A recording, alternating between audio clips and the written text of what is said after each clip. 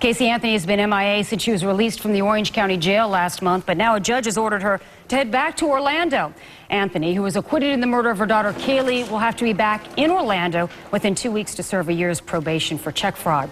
Criminal defense attorney Joe Piscopo joins us now to talk more about the judge's decision today. So first of all, Joe, does this surprise you at all?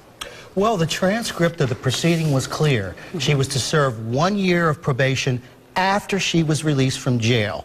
Even Mr. Baez repeated it himself at that sentencing in January of 2010. He was well aware of it. But he tried to deceive the court and act like it didn't happen and argue, well, it's not on the order. So the judge reprimanded him in a way by directing him to the code of ethics and being candid with the court.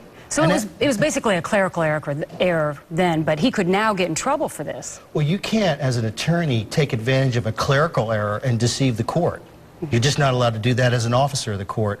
And the bar could open an inquiry into this. Wow, that could not be good for him. Well, Judge Belvin Perry said that he'll allow her address to be kept private when she comes back to Orlando. I've got to imagine that's kind of unusual because that was the big issue. Everyone would know where she's living now. And she's been ordered to live here in Orange County for a year. Right. And she cannot leave the county without permission.